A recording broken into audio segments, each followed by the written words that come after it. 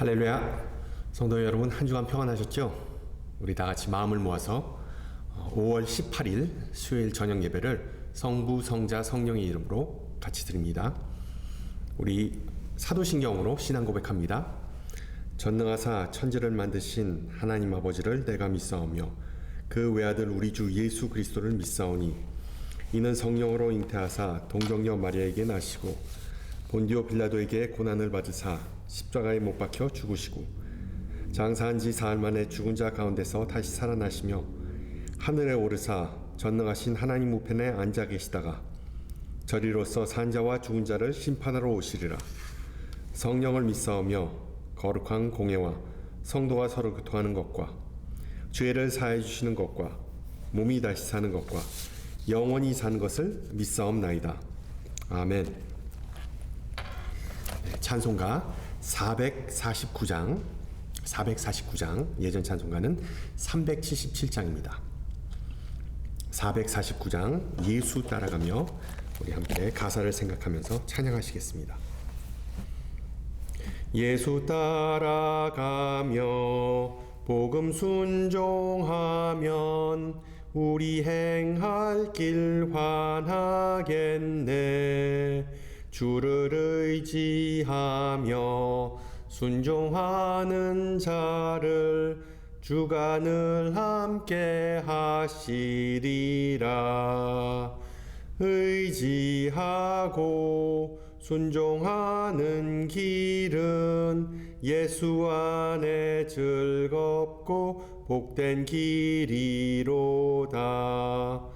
해를 당하거나 우리 고생할 때 주가 위로해 주시겠네. 주를 의지하며 순종하는 자를 주가 안위해 주시리라. 의지하고 순종하는 길은 예수 안에 즐겁고 복된 길이로다. 남의 짐을 지고 슬픔 위로하면 주가 상급을 주시겠네. 주를 의지하며 순종하는 자를 항상 복 내려 주시리라. 의지하고 순종하는 길은 예수 안에 즐겁고 복된 길이로다. 우리 받은 것을 주께 다 드리면 우리 기쁨이 넘치겠네.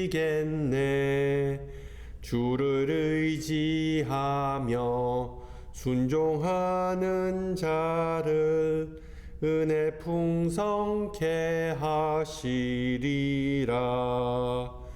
의지하고 순종하는 길은 예수 안에 즐겁고 복된 길이로다. 주를 힘입어서 말씀 잘 배우고 주를 모시고 살아가세. 주를 의지하며 항상 순종하며 주가 사랑해 주시리라. 의지하고 순종하는 길은 예수 안에 즐겁고 복된 길이로다. 아멘. 하나님께서 오늘 저녁 우리에게 주신 말씀 신약 성경 요한복음 21장 18절에서 22절입니다. 요한복음 21장 18절에서 22절. 제가 가진 성경으로 신약 185페이지입니다. 요한복음 21장 18절에서 22절 말씀을 받들어 봉독합니다. 내가 진실로 진실로 내게 이르노니 내가 젊어서는 스스로 띠띠고 원하는 곳으로 다녔거니와 늙어서는 내 팔을 벌리리니 남이 내게 띠띠우고 원하지 아니하는 곳으로 데려가리라. 이 말씀을 하심은 베드로가 어떠한 죽음으로 하나님께 영광을 돌릴 것을 가르치심이러라. 이 말씀을 하시고 베드로에게 이르시되 나를 따르라 하시니 베드로가 돌이켜 예수께서 사랑하시는 그 제자가 따르는 것을 보니 그는 만찬에서 예수의 품에 의지하여 주님을 파는 자가 누구오니까 묻던 자더라. 이에 베드로가 그를 보고 예수께 여짜오되 주님, 이 사람은 어떻게 되겠사옵나이까? 예수께서 이르시되 내가 올 때까지 그를 머물게 하고자 할지라도 내게 무슨 상관이냐? 너는 나를 따르라 하시더라. 아멘. 초대교회, 그러니까 1세기 초대교회에는 아직 신약 성서라는 개념이 없었습니다. 그 신약에 27권이 기독교 경전, 즉 교회의 공식적인 책이 된 시점은 다소 꽤 늦은 4세기 후반, 그러니까 지금의 북아프리카 튀니지에 있는 카르타고 공의회였습니다. 공의회에서 기독교 지도자들이 모여서 어떤 것이 성경에 적합하고 그리고 어떤 것은 성경에서 빼야 된다라는 그것을 결정한 그 회의가 바로 카르타고 공의회였습니다. 그 전까지는 수많은 비공식적인 기독교 문서, 소위 말하는 외경 또는 교회 전설이 존재했는데 그 중에 하나가 바로 예수님께서 승천하신 후에 천국에 가셔서 벌어졌던 이야기입니다. 천군 천사들과 그리고 수많은 구약의 위인들이 이 승천하신 예수님을 예수님을 문 앞에서 영접하러 나왔습니다. 그리고 그 후에 이어진 천상의 잔치, 그 어린 양의 잔치에서는 예수님께서 지상에서 겪었던 그 수많은 사건을 나누면서 함께 회포를 푸는 그런 시간을 가졌다고 합니다. 그 중에 어떤 이가 예수님에게 이렇게 질문했답니다. 이제는 주님께서 지구에 안 계시는데 그 누가 과연 복음을 전할 예정입니까? 그러자 예수님은 이렇게 말씀하셨습니다. 다 계획이 있지. 나와 가장 가깝고 믿을 만한 11명의 친구에게 복음 전파의 임무를 맡겼다. 그 11명은 정말 대단한 능력의 소유자겠네요 라고 반문하자 전혀 그렇지 않아. 정말 범죄 그 자체야. 평범한 사람들이자 때로는 미련하기까지 한 친구들이지. 그 중에 맏형격인 친구는 나를 3번이나 부인했어. 아니 그럼 그들이 일을 제대로 할 수 있는지 어떻게 확신하십니까? 솔직히 말하면 나도 잘 모르겠어. 어떻게 하는지 좀 두고 볼 생각이야. 아니 주님, 그게 무슨 말씀이세요?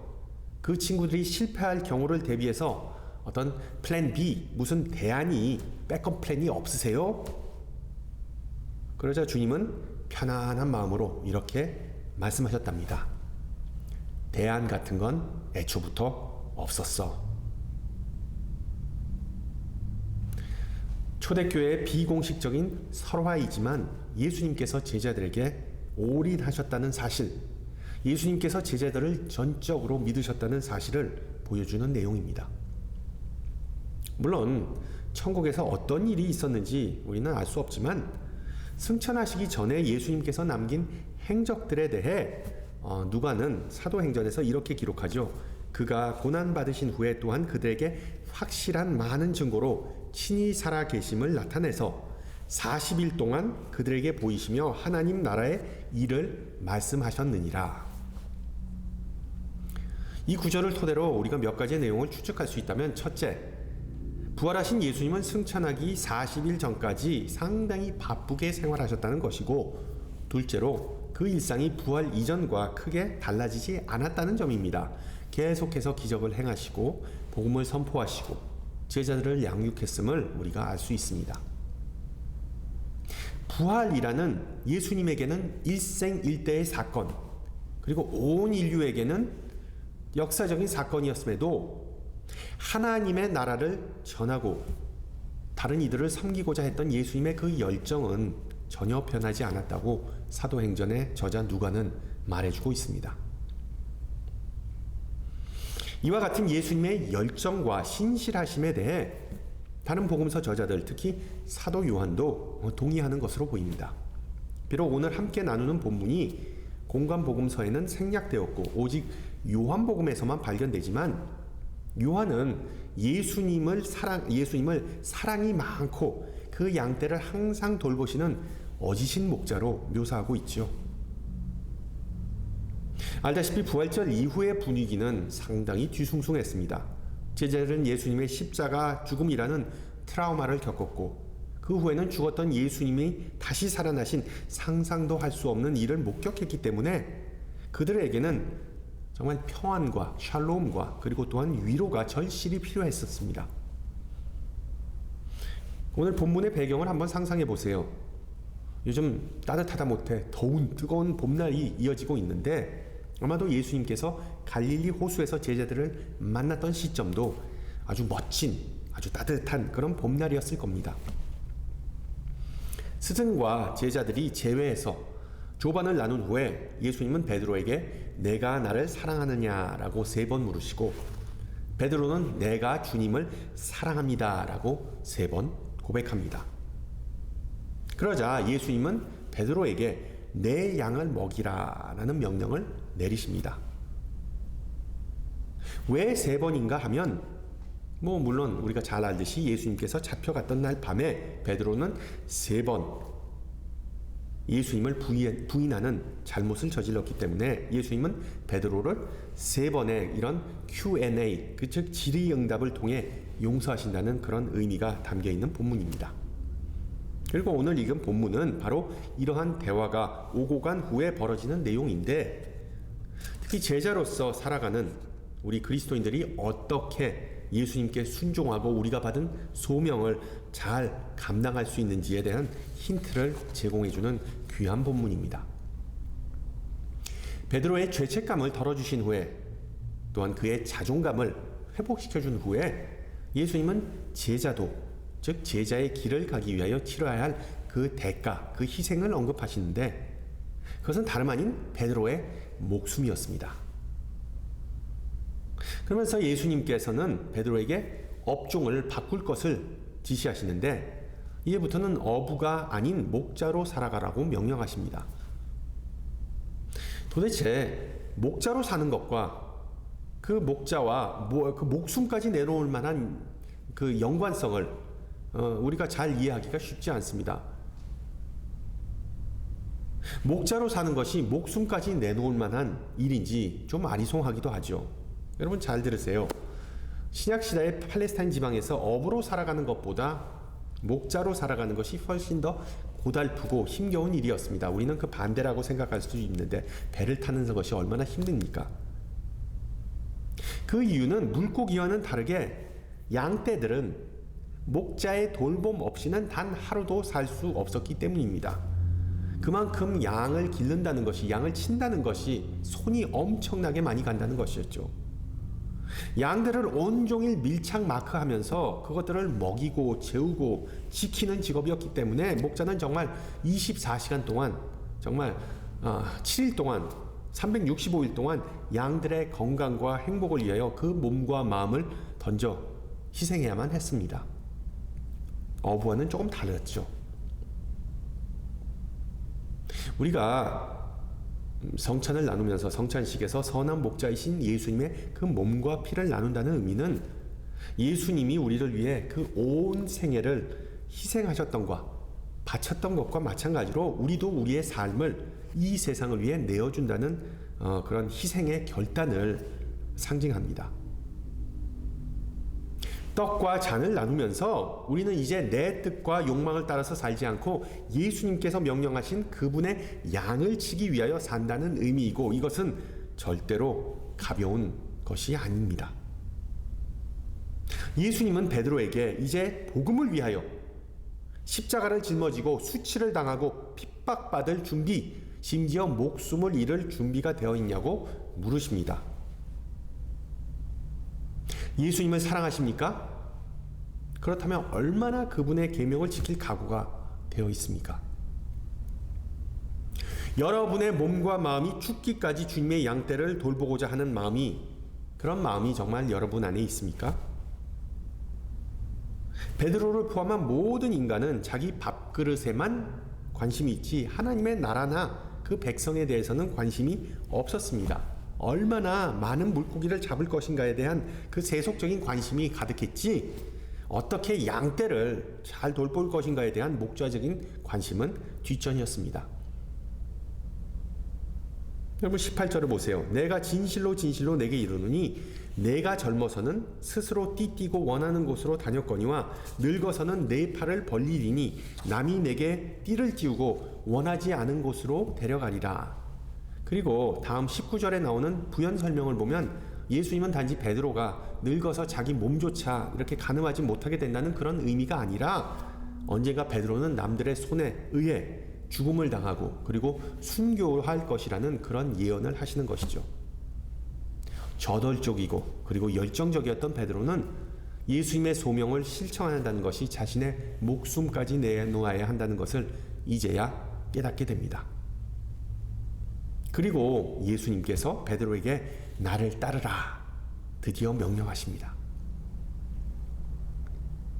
예전에도 말씀드렸지만 예수님께서 제자들에게 처음이자 마지막으로 내린 명령은 나를 따르라입니다. Follow me. 베드로의 생에 있어 이 소명이 주어지는 순간 얼마나 장엄하고 그리고 아름다운 순간입니까?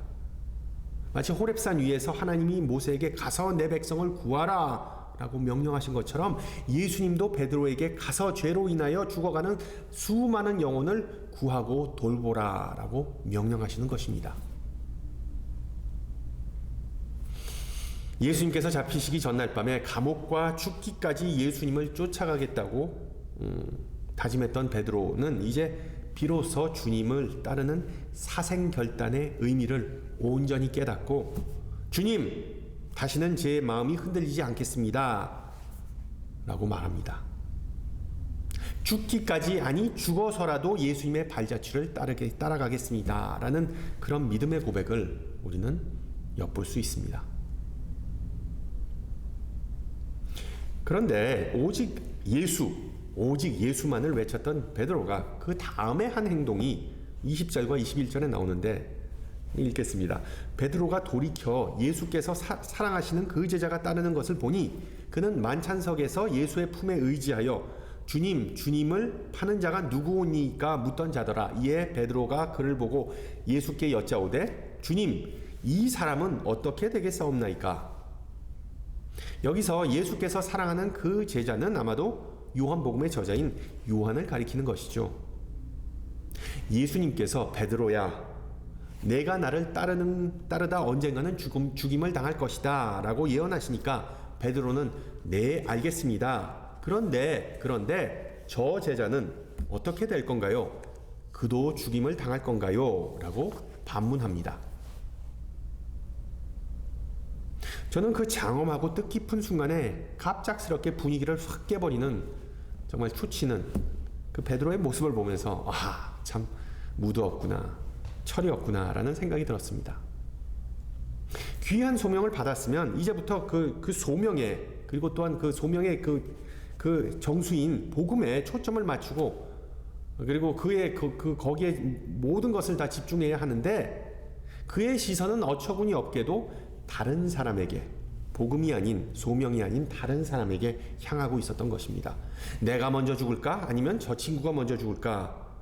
나만 죽고 그리고 저 친구는 살아있으면 그거 참 억울한 일인데. 이것이 바로 베드로의 가장 큰 관심사였던 것입니다.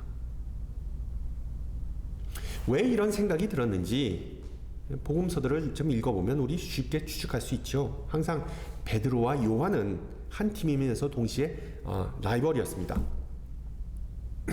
예수님은 변화산에 올라가시면서 베드로, 요한, 야고보를 함께 데려가셨고 죄송합니다. 겟세마네 동산에 기도하러 가셨을 때도 이 3인조를 항상 데리고 다니셨습니다. 그래서 우 베드로, 좌 요한, 이 정도 되겠죠. 12제자 중에서 이 3명이야말로 리더십이 가장 강한 이들이었고 예수님의 총애를 받고 자신들의 존재감을 나타내기 위해 항상 힘썼습니다. 이 3제자에게는 베드로, 요한, 야고보, 예수님을 따라가는 것도 중요했지만 더욱 중요했던 것은 다른 사람들이 자신들의 말을 듣고 따라오는지가 더 중요했던 것입니다. 이러한 모습은 우리의 신앙생활에서 자주 나타나는 것이고, 이러한 영적 미숙함은 우리가 예수님을 진정으로 따라가기 위해서는 아직도 갈 길이 멀다는 것을 나타내는 지표입니다. 예를 들어 우리가 사역을 시작하면서 오직 예수님만을 바라보고 나에게 주어진 사명을 잘 되새기면서 열심히 해보고자 합니다. 그러나 시간이 지나면서 내 주위에 있는 교우들과 지체들이 나와 같은 열정을 보이지 않을 때 비교가 되고 힘이 빠지거나 짜증이 납니다. 비단 이러한 현상은 모든 집단에서 동일하게 드러납니다. 직장에 처음 취직하거나 사업을 시작하면 투철한 사명감에 불타오르면서 그 꿈에 불타오르면서 열심을 다하며 섬깁니다. 그런데 내 주위에 있는 사람들, 그리고 그 사람들이 대충 하는 모습, 그리고 아니면 어려운 환경, 적대적인 환경을 고려하며 보면서 우리는 실망하고 낙심하고 그리고 열정이 식어버립니다. 여러분과 저에게 주어진 달란트는 다 다를 수도 있겠지만 공통적인 사명이 하나 있는데 그것은 바로 바울이 말하듯이 교화하는 것, build up the church, 즉 교회를 세우는 일입니다. 그 과정에서 우리가 빠지기 쉬운 함정은 바로 비교의식이죠. 다른 사람들을 의식하지 말고 오직 예수님에게만 우리의 시선을 집중할 수 있다면, 오직 하나님에게만 우리의 모든 관심이 쏠려 있기만 한다면 그때 비로소 우리는 나를 따르라 라는 예수님의 명령을 올바르게 이해하고 올바르게 수행할 수 있습니다.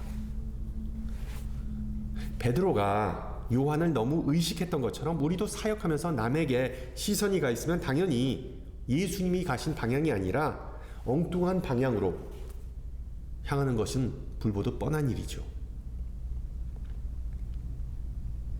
그럼 그렇다고 베드로의 믿음이 약했던 것은 절대로 아닙니다. 오히려 그의 믿음 때문에 예수님의 수제자라는 타이틀이 붙었던 것이 아니겠습니까? 마태복음 14장을 보면 베드로만이 유일하게 예수님의 기적을 재생했던 사람으로 나오고 있습니다. 풍랑 가운데서도 배에서 물로 뛰어내려서 물 위를 걸었지만 거센 파도 때문에 그 시야에서 예수님을 놓쳐버린 결과로 그는 믿음이 흔들리고 결국 물에 빠지게 됩니다. 이스라엘의 초대왕 사울도 마찬가지였죠. 사무엘서에 보면 하나님과 사울의 관계는 초기에는 아주 좋았습니다. 왜냐하면 사울은 하나님께서 직접 선택하셨기 때문이죠. 그런데 하나님께서 사울을 버리게 된 두 개의 결정적 이유가 있는데, 하나는 사울의 비교의식이었고 또 하나는 그의 열등감이었습니다. 사무엘상 17장에 다윗이 골리앗을 죽이고 골리앗을 물리치고 예루살렘에 입성하면서 여인들이 사울이 죽인 자는 천천히요 다윗은 만만히요 라고는 소리를 듣는 순간 갑자기 그냥 눈이 휙 돌아가면서 자존감을 잃게 됩니다. 그리고 그 열등감을 다윗을 제거하는 것으로 해소하려고 하죠. 그 결과로 나중에는 하나님에게 불순종하는 것뿐만 아니라 그로 인하여 하나님에게 버림을 받고 백성들에게도 버림을 받게 됩니다.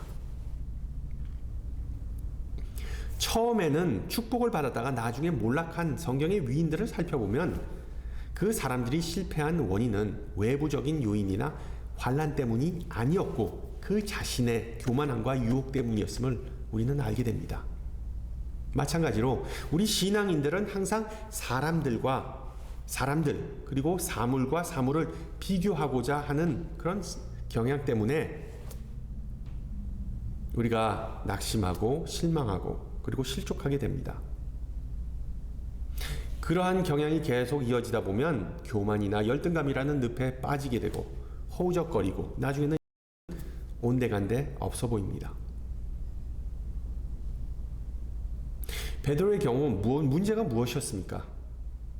사도 요한이 그의 문제가 아니라, 즉 그의 동료 사도 요한이 문제가 아니라 자기 자신을 요한에 비교하는 그 마음이었습니다.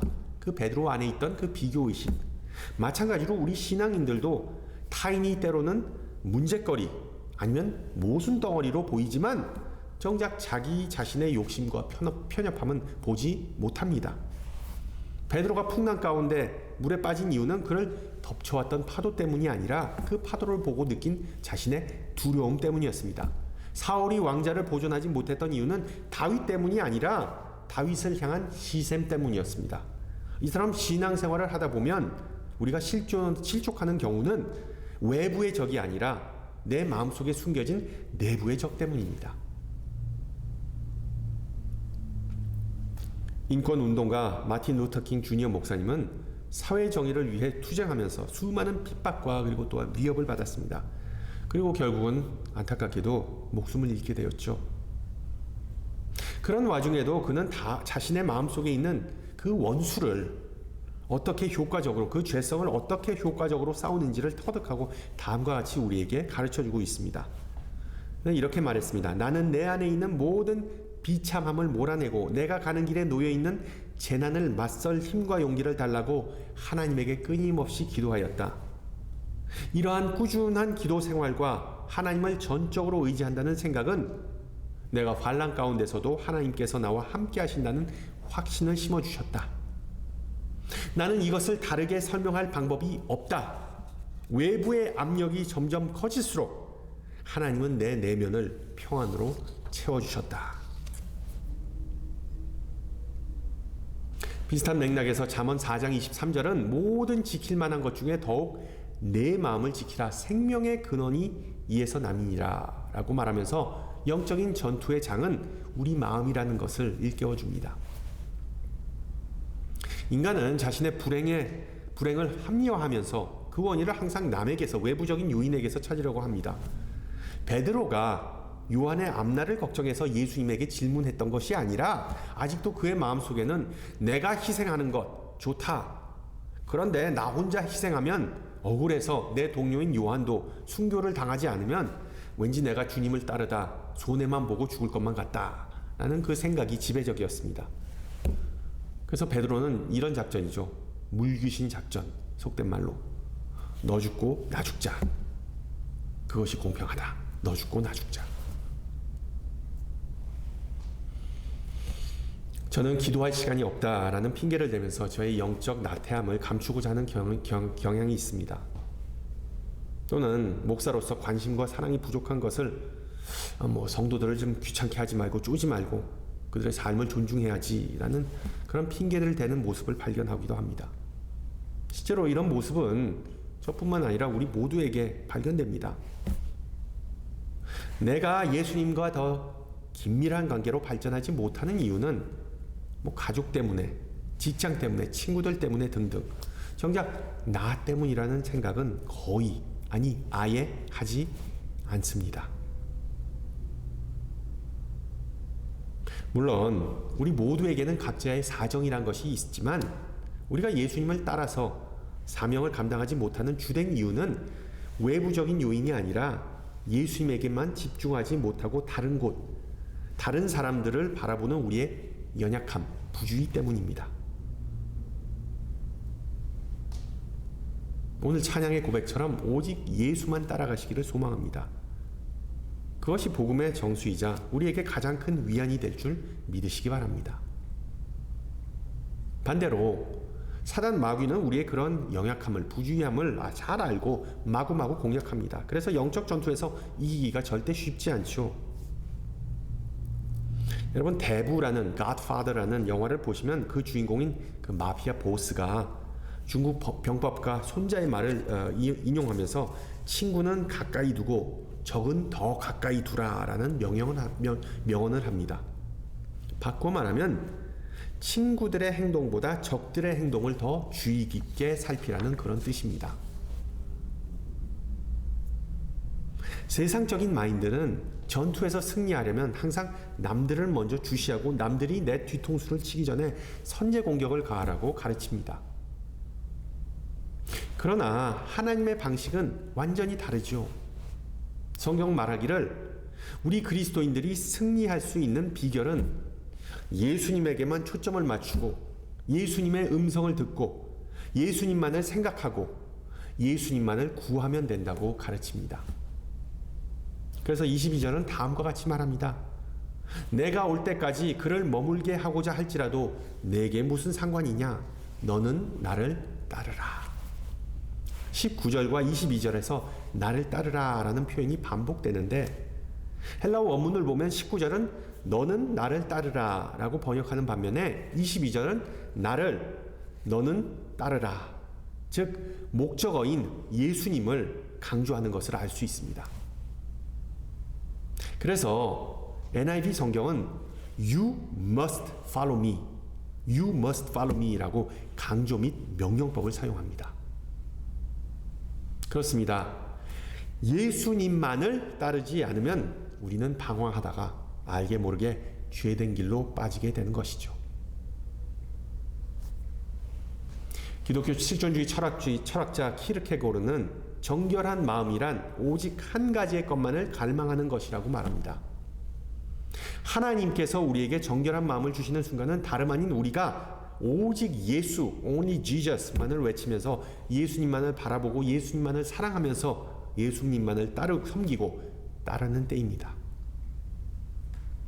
부활의 증인이자 나를 따르라 라고 사명을 받은 우리 모두가 정결한 마음 갖기를 소망합니다.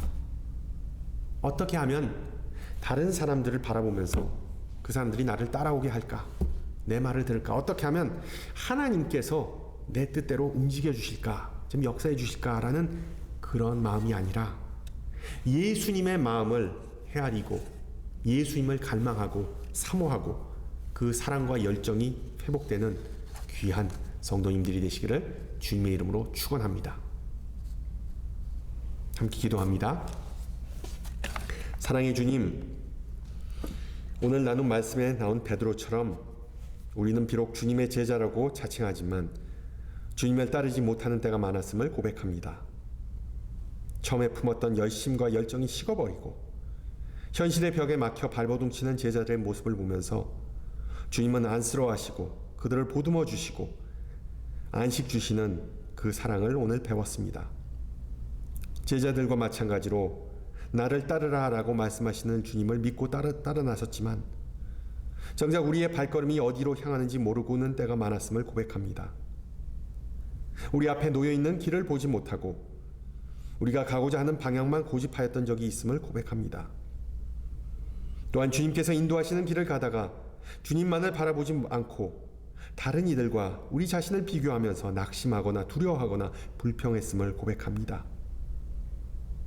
귀하신 하나님, 부활의 백성이자 하나님 나라의 자녀로서 다시 한번 새롭게 주님의 음성에 귀를 기울이면서 그 말씀을 의지하면서 주님을 기쁘게 하고자 하는 그 마음을 우리 안에서 싹트게 하시어 오직 주님을 기쁘게 하는 그 바람과 소망이 우리가 하는 모든 일, 우리가 가는 모든 길 가운데 있기를 기도하오니 어둡고 험난한 길을 가더라도 항상 우리와 동행하여 주시옵소서. 함께 주님 가르쳐 주신 기도합니다. 하늘에 계신 우리 아버지여, 이름이 거룩히 여김을 받으시오며 나라의 임하옵시며 뜻이 하늘에서 이룬 것 같이 땅에서도 이루어지이다. 오늘날 우리에게 일용할 양식을 주옵시고 우리가 우리에게 죄 지은 자를 사하여 준 것 같이 우리 죄를 사하여 주옵시고 우리를 시험에 들지 말게 하옵시고 다만 악에서 구하옵소서. 대개 나라와 권세와 영광이 아버지께 영원히 있사옵나이다. 아멘. 네, 날씨가 정말 덥네요. 항상 강건하시고요. 평안한 한 주 보내시기 바랍니다. 다음 주 이 시간에 만나 뵙도록 하겠습니다. 샬롬.